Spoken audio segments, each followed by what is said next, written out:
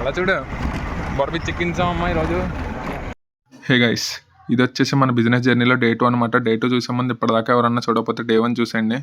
So పొద్దున్నే 4ంటికి లేచి ప్రసాద్ గారిని పిక్ చేసుకుని సంచరు మార్కెట్కి అయితే వచ్చాం అనమాట. ఇక్కడ మొత్తం మనకు కావాల్సిన ఫ్రూట్స్ అన్నీ కూడా హోల్సేల్ రేట్లకు కొనేసి ఆటో మాట్లాడేసి ఇంటికి తీసుకెళ్ళిపోయాం. అది అయిపోయాక కాలేజ్కి వెళ్ళిపోయాము. మళ్ళీ ఈవినింగ్ కాలేజ్ అయిపోయాక మామిడాకుల కోసం అని చెప్పేసి పెనుమల్ వచ్చామన్నమాట. మొత్తం మనకు కావాల్సిన మామిడాకులు 2-3 బస్తాలు కోసేసాము. సో మనకు కావాల్సిన సామాన్లు అన్నీ ఇప్పించింది మన గొల్లపాలెం కింగ్ ఆదిత్య అనమాట.